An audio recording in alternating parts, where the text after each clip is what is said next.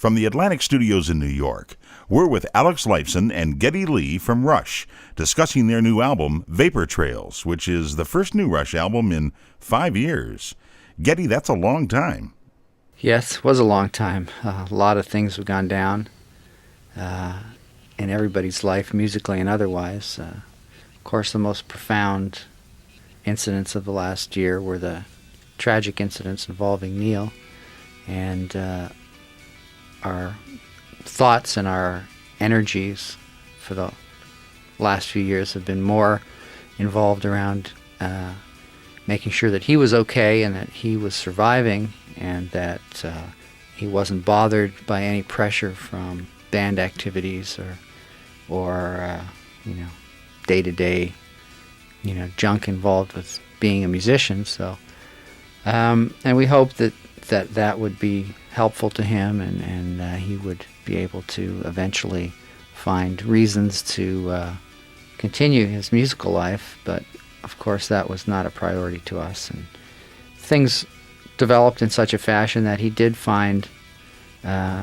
some positive influences in his life that allowed him to come back and want to start making music again, and of course we are happy about that, and welcomed him back and tried to create an atmosphere that was calm and secluded and protective, and allowed him to integrate with us and communicate with us in a way that would produce music at a natural, comfortable pace.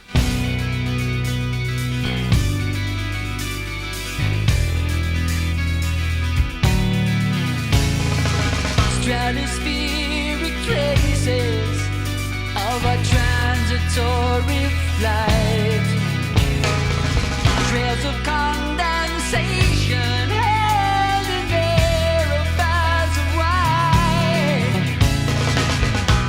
The sun is turning black, the world is turning gray.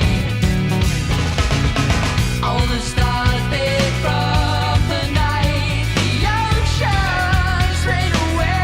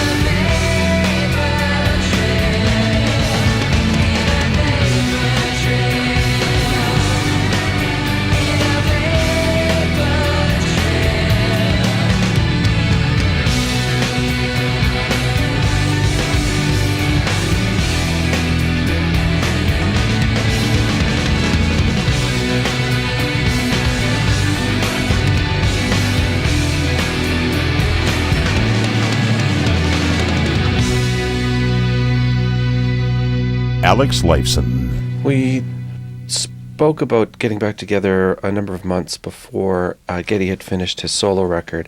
Neil approached us and indicated that he was ready to talk about the possibility of starting writing again. It was always a delicate, fragile thing for him, but he was feeling that he'd be ready. We met, we discussed a little bit of scheduling when to start. We started in January of 2001 and finished 14 months later. When we make music, we don't really take anything for granted. We have to satisfy ourselves first, and that's always been the rule with us. We make the music that we're supposed to make, and that's it. And we're hoping that our fans or listeners will appreciate that, and in most cases they do, I think. And if we can bring anybody else in and create something that's interesting to them, that's fantastic. But we've never compromised what our music is about.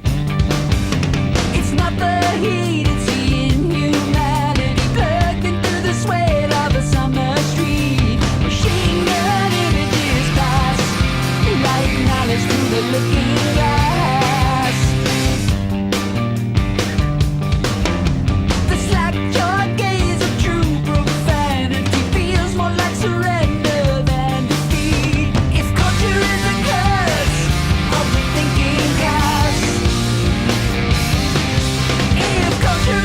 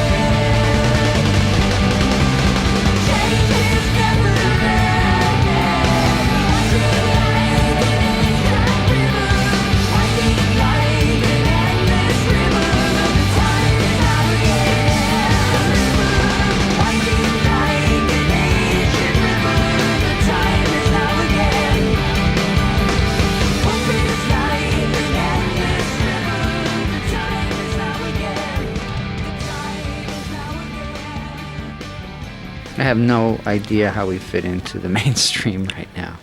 To me, we've always been a freak kind of band where we've never fit into any category, and I still think that's true today. I don't know how to categorize our music.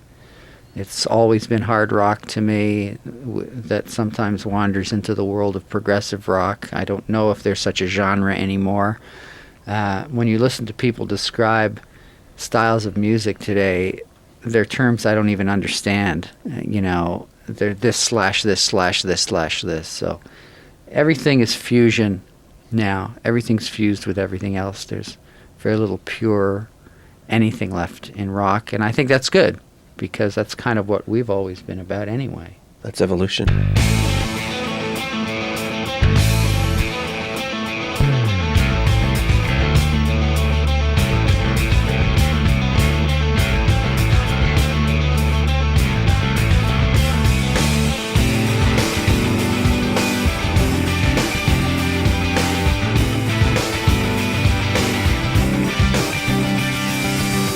I wasn't walking on water. I was standing on a reef when the tide came in, swept beneath the surface, lost without a trace, no hope at all, no hope at all. Oh, sweet miracle. Oh, sweet miracle. Oh, sweet miracle. Oh, sweet miracle of life.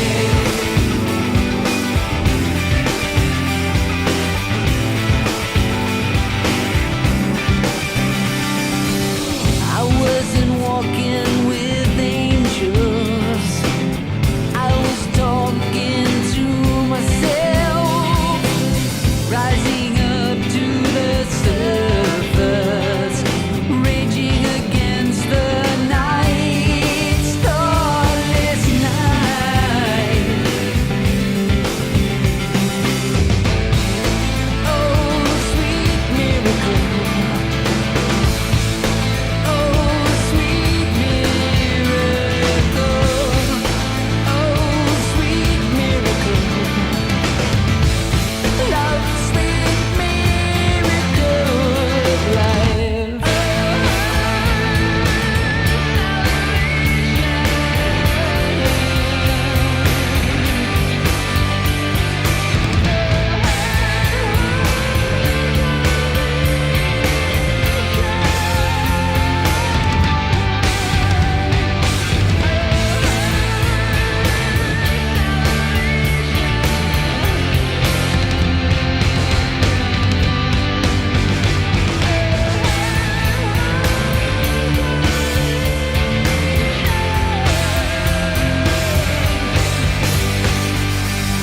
I wasn't praying for magic.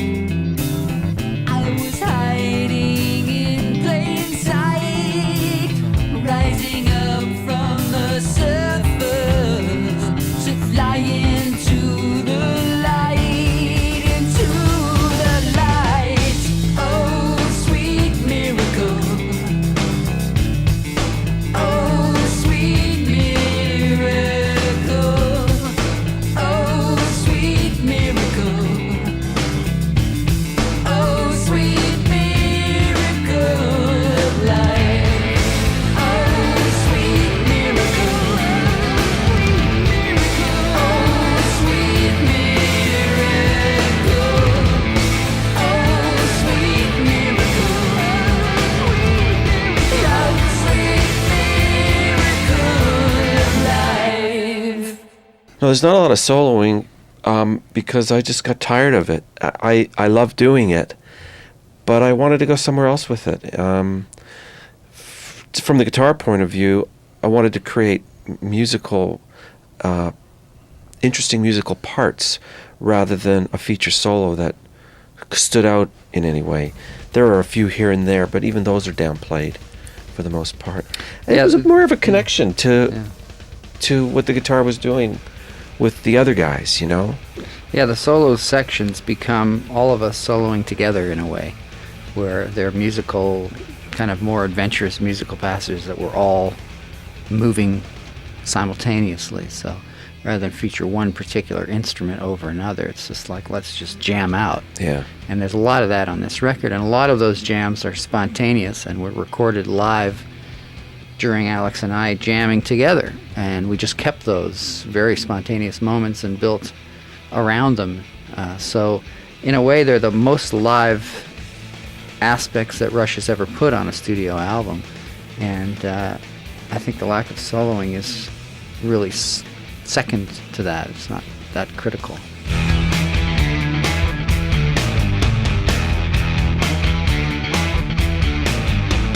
certain measure of innocence, willing to appear naive.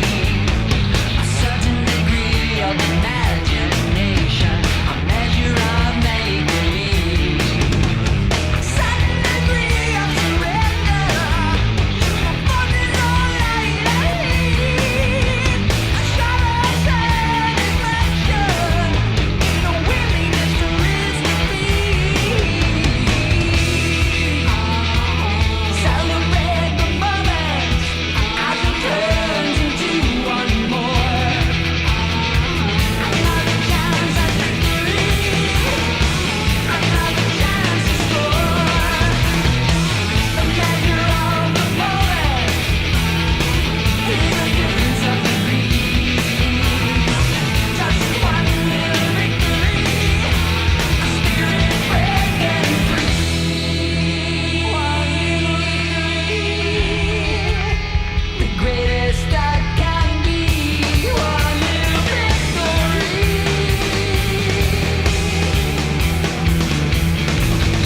A certain measure of righteousness, a certain amount of force, a certain degree of determination, daring on a different course. A certain amount of resistance to a forces of naive. A certain measure of tolerance, a willingness to rise above. One little victory, one little victory, one little victory, one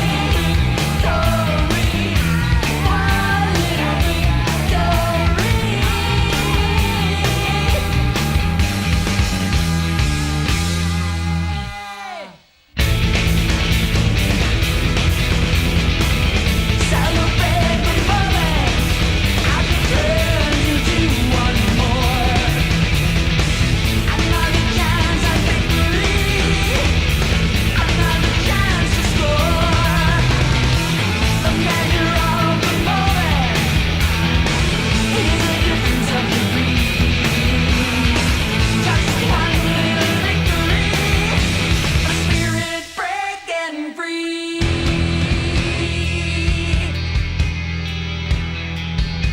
The greatest that can be. One little victory. The greatest that can be. One little victory.